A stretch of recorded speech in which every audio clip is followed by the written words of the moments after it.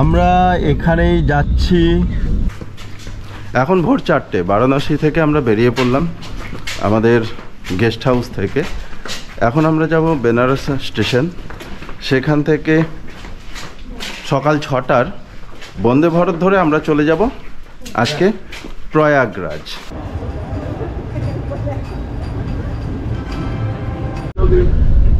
এখন 6টা বাজলো আর ট্রেন ছেড়ে দিল বারাণসী জংশন থেকে। 7:30টায় পৌঁছানোর কথা প্রয়াগরাজ জংশন। বারাণসী থেকে দিল্লিগামী এই বন্দে ভারতের প্রথম স্টেশন প্রয়াগরাজ জংশন। বারাণসী থেকে প্রয়াগরাজ জংশন পর্যন্ত আমাদের ভাড়া লাগলো 485 টাকা করে। সময় নিল মাত্র 1.5 ঘন্টা।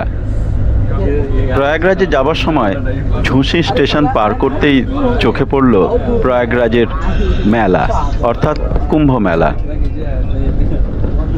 গঙ্গার এপার ওপার দুপার মিলিয়েই এই মস্ত বড় মেলা, যেটা পৃথিবীর সবচেয়ে বড় মেলা হিসেবে পরিচিতি লাভ করেছে।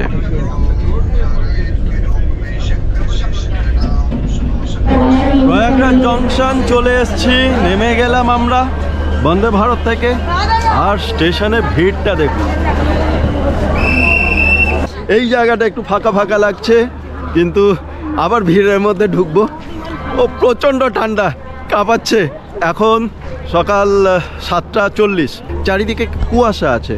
আর এখানটা দেখা যাচ্ছে পার্কিং জোন।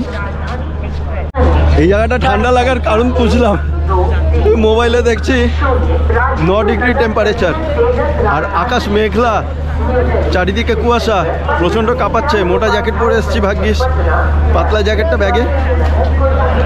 কিন্তু ঠান্ডা লাগলেও আর কিছু করার নেই আমাদের। এখন হেঁটে হেঁটে শরীর গরম করতে হবে, কারণ আমরা আমাদের লাগেজগুলো সব রেখে এসেছি ক্লক রুমে বারাণসীতে। কে নিয়ে টেনে টেনে ঘুরবে বলুন তো, সারাটা দিন ধরে ঘোরা।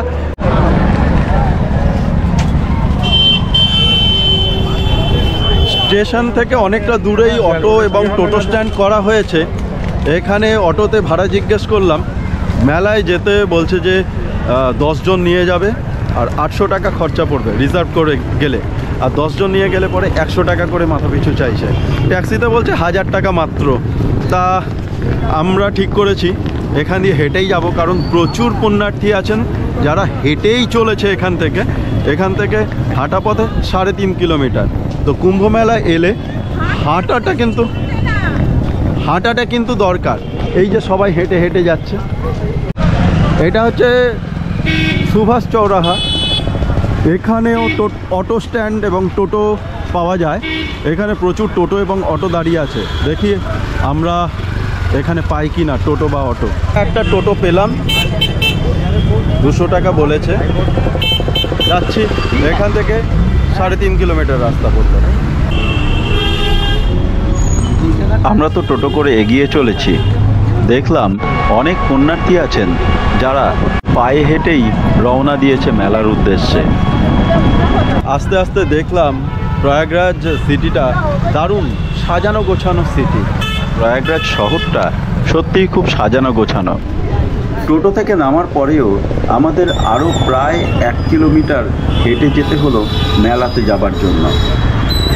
মেলার মূল দ্বার থেকে আমরা একটি ইলেকট্রিক কারে চাপলাম। इलेक्ट्रिक गाड़ी से करे जाच्छी। भैया आपका नाम क्या है? सागर गुप्ता। सागर गुप्ता। ये गाड़ी क्या सिर्फ मेले के लिए चलाई जाता है क्या? सिर्फ मेले के लिए। पर हेड कितना? पर हेड 50 रुपीज़ 1 पर्सन। पर हेड 50 रुपीज़ 1 पर्सन। আমরা 4 জন যাচ্ছি। ইলেকট্রিক কার থেকে নেমে আমাদের আরও প্রায় 3 কিলোমিটার হেঁটে সঙ্গমে পৌঁছতে হলো। সব মিলিয়ে আমার যেন মনে হলো আমরা 5 কিলোমিটার হেঁটে ফেলেছি। কিছু কিছু জায়গায় টোটো বা ইলেকট্রিক কারে করে একটুখানি করে আসছি বলে দিচ্ছে, আবার ওখান থেকে হেঁটে যেতে। এবারে যে মেলা প্রাঙ্গণটায় ঢুকেছি, কচ্ছপ দ্বার ছেড়ে দিয়ে এখান থেকে সবাই শুধু হেঁটে চলেছে। जय श्री राम, जय वीर हनुमान। हर हर महादेव। काफ़ी अच्छा भीड़ है, अच्छा लग रहा है कुंभ में आके। कहाँ से आए हैं आप? हम बरेली से आए हैं। दिल्ली से। हाँ जी, बरेली से आए हुए हैं। तो कैसा लग रहा है? यहाँ आके काफ़ी अच्छा लगा। और आप क्या यहाँ पर रुकने वाले हो या चले जाएंगे? कल रात स्टे किया था हमने, आज हम अयोध्या निकलेंगे।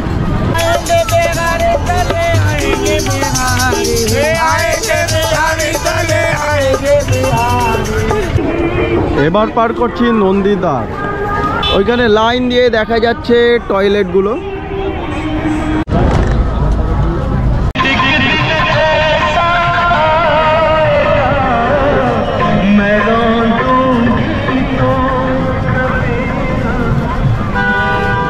গঙ্গা জল বিক্রি হচ্ছে এগুলো।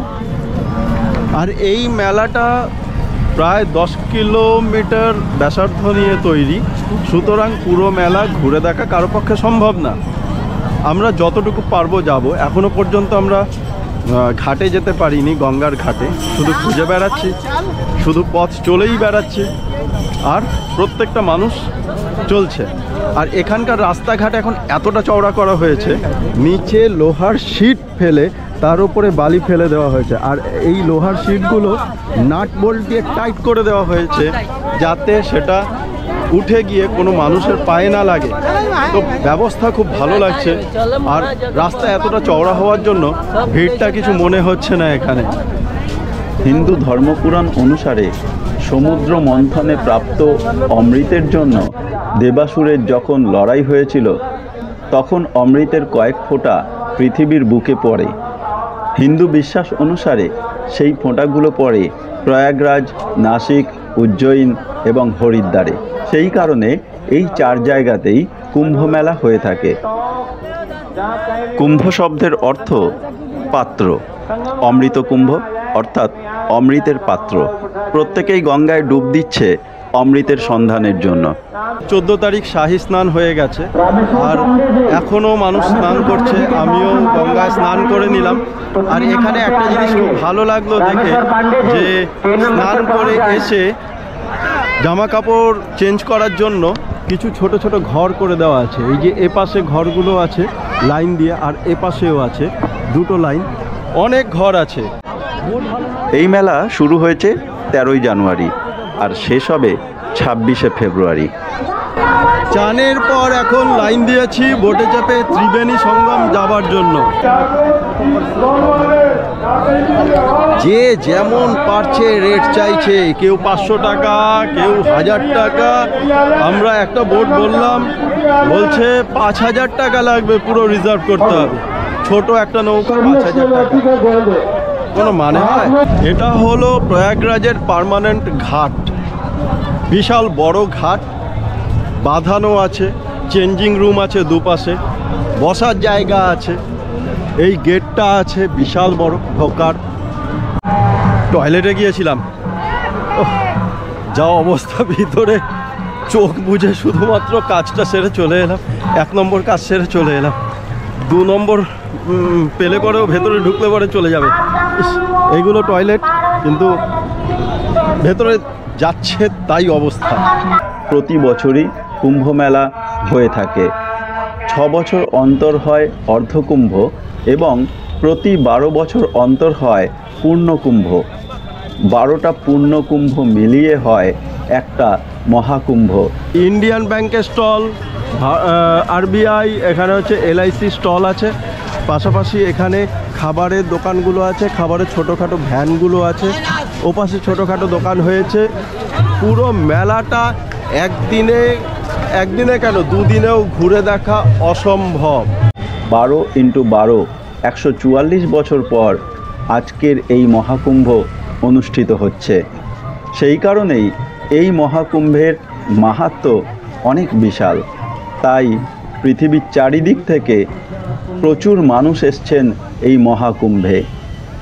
ফেরার পথে কিছু রাস্তা আরও বন্ধ করে দেওয়া হয়েছে, কারণ পুণ্যার্থীর সংখ্যা বাড়তে শুরু করেছে।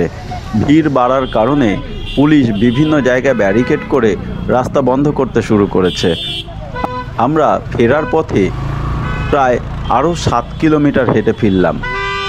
তারপর একটি টোটো নিয়ে আমরা পৌঁছলাম উত্তরপ্রদেশের সিভিল লাইন বাস স্ট্যান্ডে।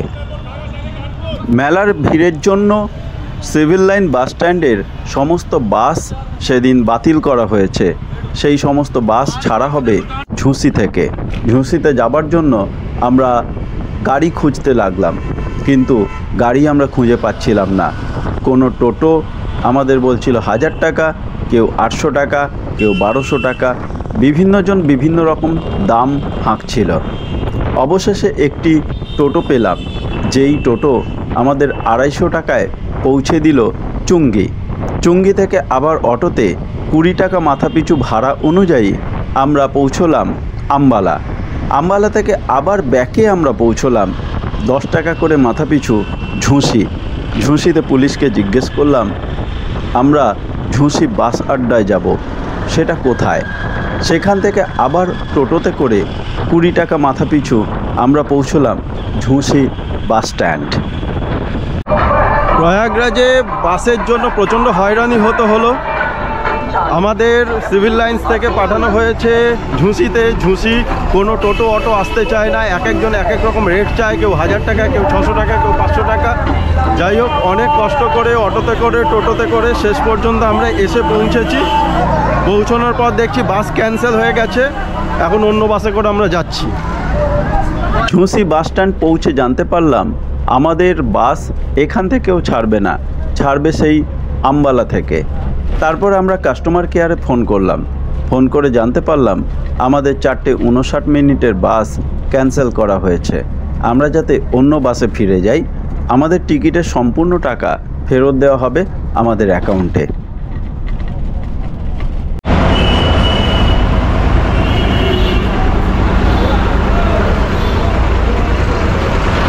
এটা হলো বারাণসী ক্যান্টনমেন্ট বাস স্টপ। তো আমরা এখানে এখন এসে পৌঁছলাম 5:30। ওখান থেকে আমরা রওনা দিয়েছিলাম 3টে, 5:30, মানে 2.5 ঘন্টা সময় নিল আসতে। ভাড়া নিল 188 টাকা। অনেক হয়রান হয়েছি আজকে সারাটা দিন, শুধু এ পাশ থেকে ও পাশ ছোটাছুটি করেছি। দেখলাম অনেকগুলো বাস ক্যান্সেল হয়েছে, কিন্তু রেড বাসে টিকিট কাটা হয়েছে। জানি না টাকাটা কবে আসবে, কিভাবে আসবে। রেড বাসকে মেইল করা হলো, তারা বললো 5 থেকে 7 দিনের মধ্যে সমস্তটা রিটার্ন দেবে। এমনকি ইউপিএসআরটিসি থেকেও আমাদের জানিয়ে দেওয়া হলো যে 5 থেকে 6 দিনের মধ্যে আমরা রিফান্ড পেয়ে যাব। অপেক্ষায় রইলাম, দেখা যাক কবে রিটার্নটা পাই। সব মিলিয়ে প্রয়াগরাজের অভিজ্ঞতা ভালো খারাপ মিলিয়ে আমি বলবো আমার কিন্তু ভালোই লেগেছে। এবারের মহাকুম্ভে সমস্ত বন্দোবস্ত আমার কাছে খুব ভালোই লেগেছে।